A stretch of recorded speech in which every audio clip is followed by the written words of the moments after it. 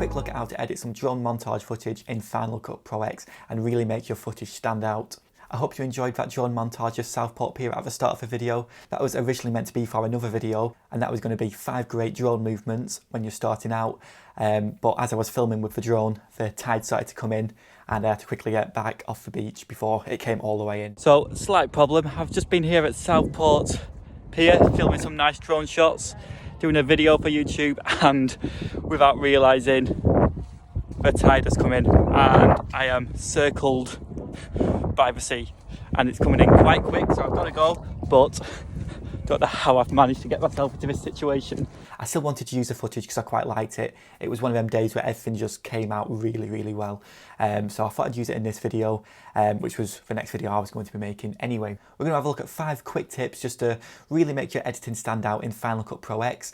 But these tips will work in Premiere Pro, DaVinci Resolve and even Filmora 9, so you know you can make the most of these, and wherever you are with your editing process you should be able to make use of some of these tips. Just before we get into the quick tips, I just wanted to show you what my Final Cut Pro X timeline looked like.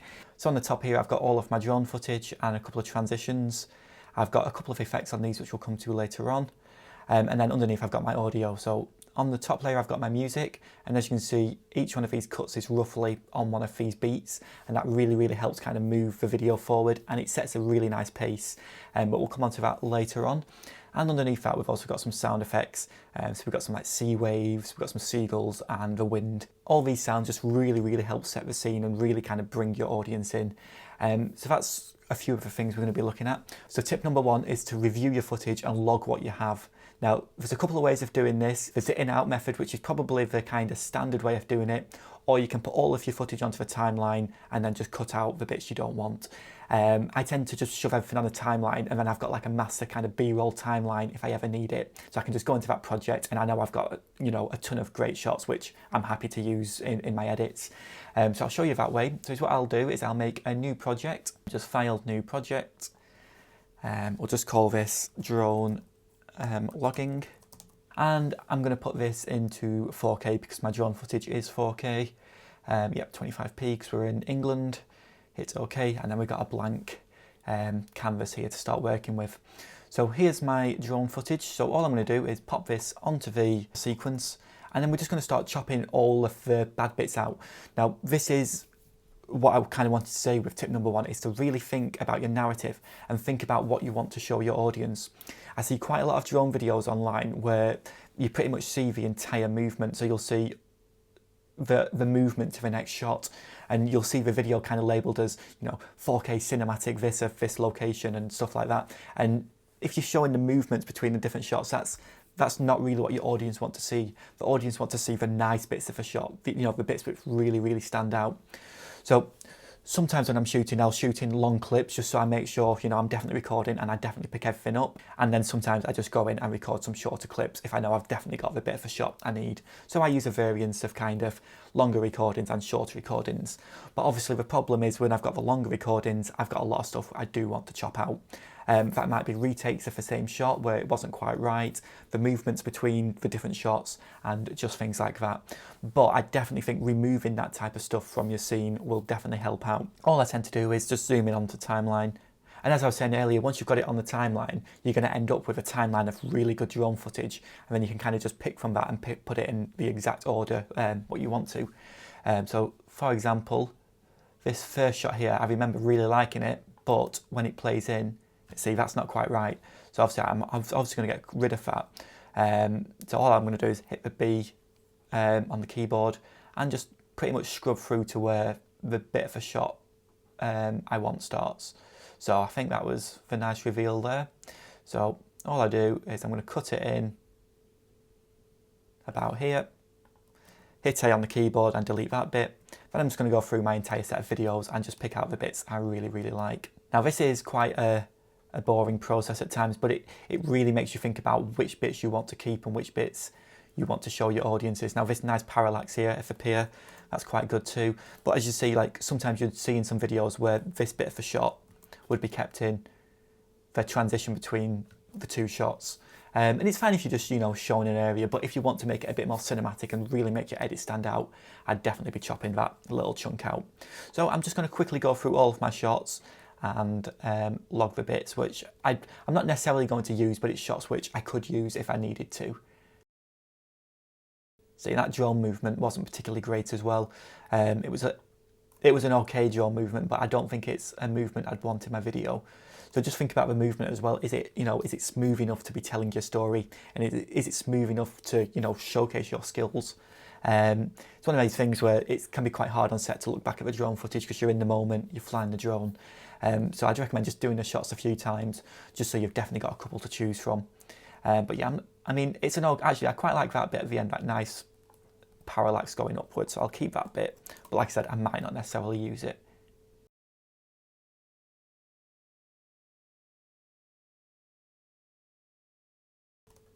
About there. So I'm just going to bring that back a tad. That'll probably make it into the edit. So this is just as you're going through this process, you can kind of tell how your edit's going to be, and you can start kind of placing shots together and building up that narrative, which is super important. But we'll come on to that for tip number 2. Oh, there's me flying the drone. See, at the moment there's no tide at all, but as these shots go on, you'll slowly start to see it coming in. I wouldn't put any shots on a timeline which aren't an 8 out of 10 or more, so I just really look for them really nice moments. And I'm fine with cutting stuff which isn't great. As an editor, it can be quite hard sometimes to actually be brave enough to make the cuts, but you've got to think overall, at the end of the day, it's your video what's most important, and you've just got to make sure that you're putting the best possible footage in there, just to make sure it is really standing out. Now this shot here is quite nice, but it probably would make a nice ending shot if it was coming backwards instead of forwards. So that's going to be something I'm going to be thinking about later, is time remapping and reversing shots. Now, I'm going to come on to this later on, as I said, but it can be a bit difficult reversing some shots, especially drone shots. And then this is when I realised the tide was coming in, so you can see it on the shot here. I said to myself, oh, the tide's in. And then I immediately got the drone back to myself and started running. But yeah, I don't need that last bit either, so let's delete these. So as you can see here, let's just see how long this was. So my 20 minutes of footage has ended up about 3 minutes 17 of really good footage, which I'm more than happy with. That's enough for me to make some sort of edit with. Once you've got to this stage, have a quick look at your shots and you'll start to realise you've got some certain types of shot. So for example, this shot I would class as a reveal shot, so this is great for opening your piece.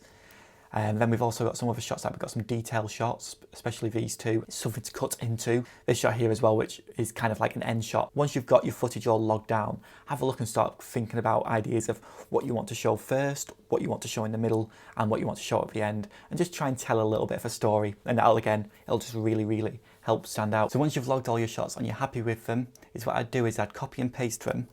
Just Control+C and Control+V, and then you've got a backup of all your really great shots. What might start ending up happening here is you're going to start trimming your shots. You're going to delete a couple of shots which you don't think you need anymore, and then once you've deleted them, you're going to have to go back into your raw footage and find them again. So if you do this, you've always kind of just got a sequence here ready to go, and if you ever need to get back to your footage, it's all there waiting for you, ready to go. So that's pretty much it for tip number 1. Log down your shots and get rid of all the unnecessary movement. It might sound really simple, but as I said, I see quite a lot of videos online keeping that movement in, and just getting rid of that movement definitely make your videos look a lot better. Before we go any further, I just wanted to let you know, if you are looking at buying a Mini 2 drone, I've got an affiliate link down in the description below. If you do buy the drone from that link, that really helps the channel out, and that would be amazing. So if you do that, thank you very much. But let's get on to tip number 2, which is more about now building up the structure and the narrative of your edit. Now, you don't have to go into this into too much depth. It's not a feature film or anything. Like, for example, this is a 45-second montage, but it's nice when it just quickly tell that kind of brief story. So when I just go to my actual edit here, we've got a nice reveal shot so we know where we are. Then we're just showing some details off about the place, a bit more of what it's about, setting the scene a bit more. And then finally, I just like this shot at the end. It's just kind of like a nice ending where, people are leaving the pier. to the left. And then we finally got the last shot, which is reversed, of just kind of zooming away. So as the audience, we're coming away from the pier. And I just think that's quite nice to, you know, think about when you are building up your edit. All the stuff I'm about to say in tip number 2 is more of like a guidance rather than rules. You don't have to start your video on a, you know, a wide shot. It doesn't have to be a reveal for your first shot. For example, in the video I did of the Reddish Vale waterfall not too long ago, I started with a close-up because I wanted to put the audience right there in the scene. I wanted them to be there right with me as soon as the video started. So we had this shot, and then when it cuts, we then reveal the rest of the location. Because that first bit, we know we're at a waterfall, but we don't really know anything else about it. But then when we start seeing that second shot, we can tell, oh well, maybe there's a little bit of a river, and we just see a bit more of the scene. So that just gives the audience a bit more to work with. So you don't have to have the reveal first, but in this example, I'm going to keep it at the start. So I've just got to think about a couple of things here. So first of all, the movement of this shot is going forward. So I don't really want the next shot to be coming backwards, because that's kind of going forward and then backwards, and there's something not quite right about that. Also, this shot was a reveal shot, so I don't really want another reveal shot next to it unless the edit's going to get a bit boring and a bit stale. So I'm kind of limiting my options down now to what I can use. So for example, this shot, I'd almost class this as a slight reveal, or well, it's not reveal, it's a parallax, but it's very similar to the end of this shot. So I'm probably not going to use it because it's going to be a jump cut. So I'm just going to have a quick look through it now. I could use that, but again, I was on this side of a pier. I'm still on that side of a pier, so it's going to look quite similar. So I'm looking for something quite visually different. Now I do like the train shot, but I want to save that till the end of the video. So I think, yeah, we could use something like this. This is a very visually different shot, and it also works in the storytelling sense. So we've got the reveal, and then we're going into a slightly closer shot to help, you know, give more details to the audience of your location. After this shot, I did really like that nice parallax shot, this one, and I didn't feel I could put it straight after the first shot, but I do feel I can put it here now. So I'm going to cut back to that. There was no movement I needed to be worried about, because that was a fairly static shot. It was just going up. But this shot is moving to the right, so I don't really want to be moving to the left in the next shot, because it's just kind of crossing the paths then. And as I was saying, this shot is very much a kind of a wide parallax shot, so I'm going to be looking for some more details in the next shot. For the details, I quite like this shot here to be coming in after this shot, but the problem is it's now moving the wrong way. I'm going to come on to this later on, but we can quickly reverse this shot. But I'm just thinking about here, just building my narrative up and just getting everything in the right place and making sure all the shots are, you know, kind of keeping a flow of movement throughout the scene. They're not going back on each other, and the shots are very visually different from the last one. This is just to, you know, again, just to keep your audience really, really engaged with your video. Again, all these are kind of like just guidelines. Like, don't feel you can't, you know, mix and match these shots for a creative choice. But from more of a filmmaker's point of view, this is kind of the order I'd structure them in to build up my narrative. And then we'll get the train shot in. Now, I'm not too worried about all the handles on the end of the clip at the moment, 'cause obviously I'm probably going to cut these shots in different places when I get the music in. I'm more bothered at the moment just about the structure. Normally I would put the music in straight away and build it up as I go along, but just for the tutorial it's easier for me to do it in steps. So we've got the train in, and then after the train I think I'm fairly happy to go to that nice end shot we've got. I'm going to reverse that one again, but I'll again come on to that later on. So now I've got a structure to my sequence. It's all in a rough order of what I want to work with. So now I'm going to start adding music, cutting to the beat, adding effects, and really starting to make it stand out now. So as a recap for tip number 2, we're going to be looking at kind of diversifying your movements, making sure they move in roughly the same direction and not coming back on yourself. So just think about your reveals, your close-up, your details, your movements, and just think about, you know, building up your narrative that way rather than just showing all your best clips first. Think about the order which tells the best story to your audience, and don't be afraid of cutting a bad shot. If it's not quite right for your edit, save it for your show reel, save it for something else, but it might just not work for that particular piece, which is fine, not a problem. Just before we move on to tips number 3 and 4, if you are enjoying this video or learning something new, please like, comment and subscribe to the channel. That would be amazing, thank you. But let's jump straight into tips number 3 and number 4. So this is where we can start becoming really creative with our edit now. We've already got our narrative, but now we can really start piecing it together. So I'm going to mix tips 3 and 4 together because one's audio and one's video, and you can kind of do these together at the same time. So tip number 3 is going to be to add some music to your piece. So this is going to give us some pacing for our video, and it's also going to allow us to cut to a beat, which will really help the quality of your edit. We're also going to have a look at adding sound effects to the piece. So these are going to really bring your audience into the scene and make them feel like they're there. So in my piece, we had some seagull sound effects, some wave sound effects, and some wind sound effects, just to make you feel like you're actually at the seaside.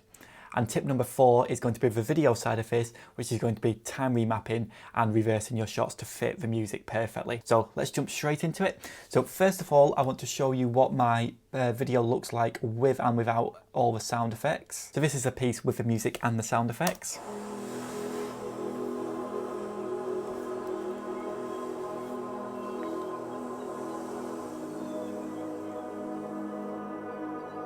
I'll just show you what it sounds like without all that now. And as you can see here, we've got nowhere near the same amount of atmosphere as we did before. So I'll just quickly flip between the two just so you can see what's going on.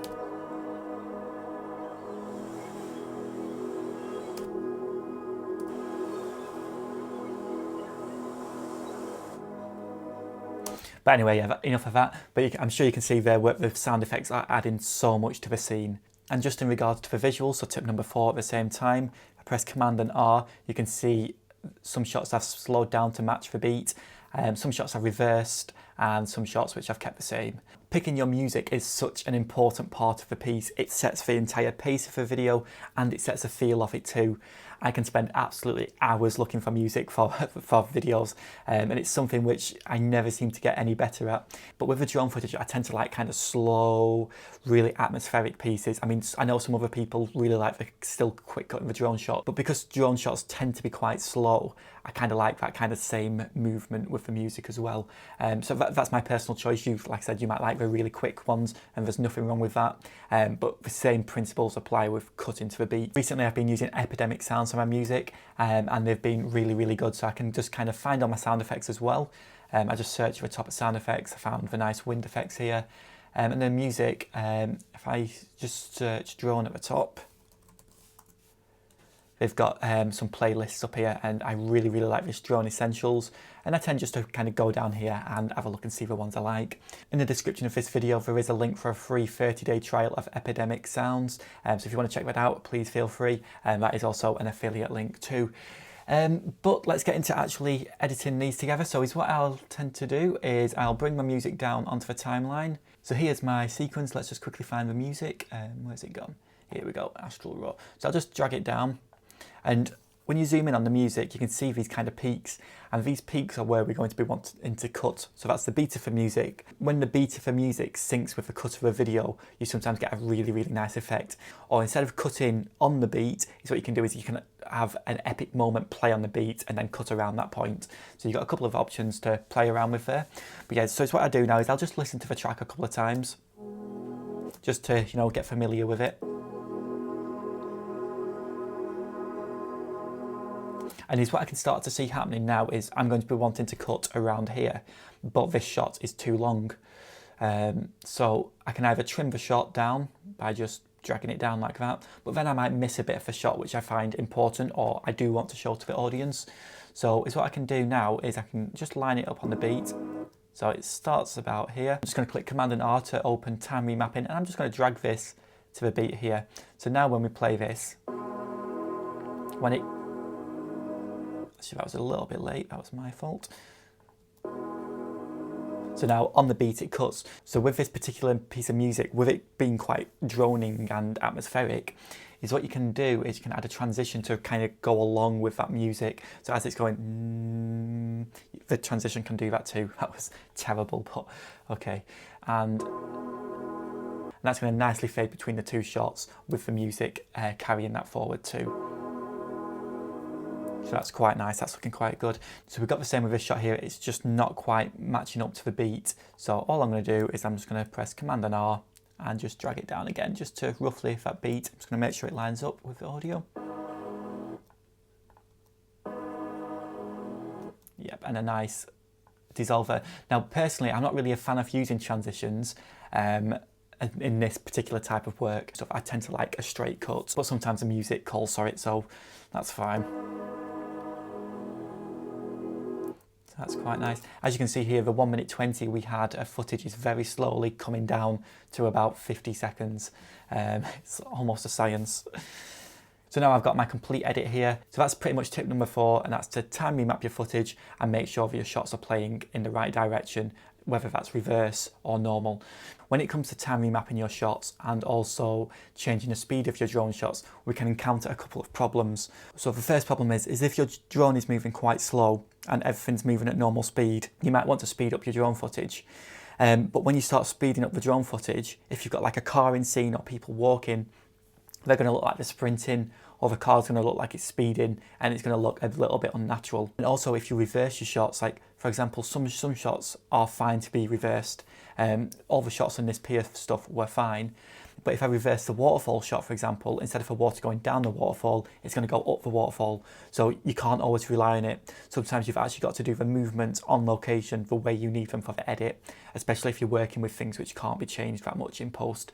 So just something to bear in mind, where time remapping and changing the speed of your footage is great, but it can also be a little bit problematic. Let's also quickly finish our sound. So that's tip number 3. So I've got the windstorm here, which I'm going to want to put down. Just going to cut that off there. Just building up a bit of atmosphere here. I've also got some sea waves, which I definitely want. Let's cut that there as well. And then I've got some seagulls, which also definitely wanted in the piece. And finally, I've got the train. Now I've got an actual train sound. This isn't an actual train, but it just adds to all that. Adds to it all. So now I'm just going to kind of line up where I want these sound effects. So I do want the sea to be on the wide shots, but not necessarily the close-ups. To see, that sounds so much better straight away. It really, really does. So when we cut into here, I'm going to fade the music down. Sorry, I'm going to fade the sound effects down by, if you just zoom in and you get this little handle, there you go, and you can fade it out. So now this is a fade out here. I don't necessarily want the sea to be in this shot. I just want it to be in the wider ones. That's my creative choice. You know, you might want to put them in different spaces. I'm going to keep it on this one. And as you see, I'm just going to slowly start building up the sound. There we go. The train's going to come in around here, and the wind, yep, we'll start that at the start. I kind of want the wind to be through the entire video. And then I'll just turn that down a bit. And also the seagulls, very nice seaside sound. So I'm going to turn them down a bit and then just listen to how all that sounds.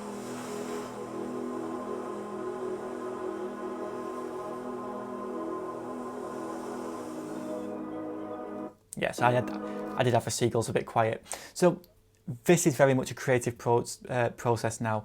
Pick the sound effects what you want in your piece, pick the moments you want to amplify, and that'll do you really well. So as a quick recap, tip number 3 was to find some really nice music. Like I said, I use Epidemic sound and cut to the beat either with the visuals on the cut or something epic happening in the visuals on the cut. And then also add some really nice sound effects to really amplify your piece for your audience. Obviously tip number 4 was to time remap and change the direction playback of your footage. But just again, just bear in mind where you may encounter problems. You've got to shoot for that on location. That's got to be going through your head on the initial stage, ready. So when you get to post-production, you know exactly what you're going to be doing with that shot. So again, just something to bear in mind. Let's get to tip number 5, which is just to polish your edit. We're going to look at stabilisation, slightly reframing our shots, and also just adding colour correction too. So all I'm going to do is, first of all, I tend just to stabilise all the drone shots. They don't necessarily need it, but I don't find it hurts putting it on.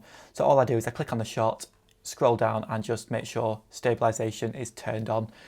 If you don't need to stabilise the shots, you know, don't feel you have to. I just find if there's any slight little bumps, it'll just kind of smooth them out quite nicely. So this is where we're going to start coming to colour correcting our footage and applying some Creative LUTS.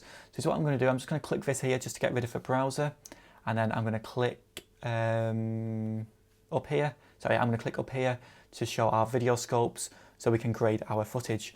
So anything above 100 is going to be overexposed, anything below 0 is going to be underexposed. So the idea is here is we want to colour correct our shots to make sure they line up with these.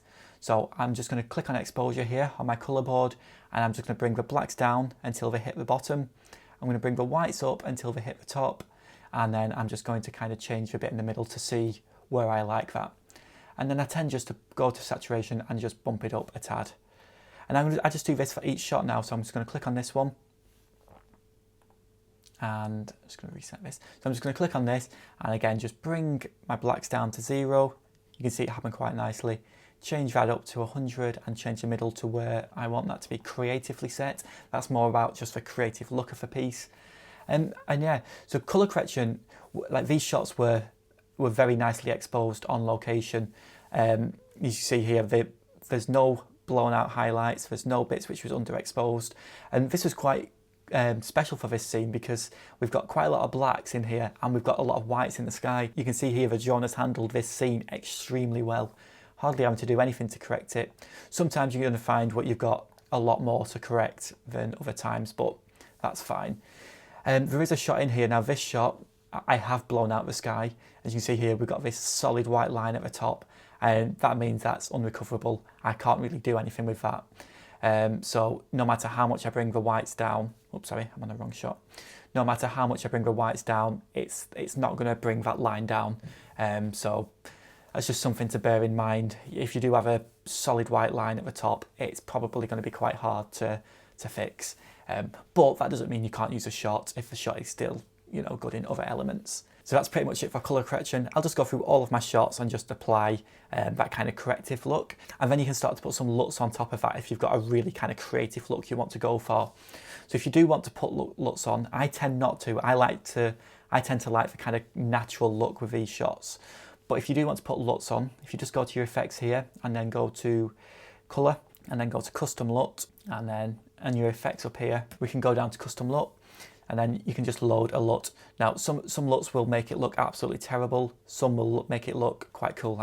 That's probably not something I'd use, but I do quite like that. So these, you know, just have a play around with them. All the LUTs will do something totally different.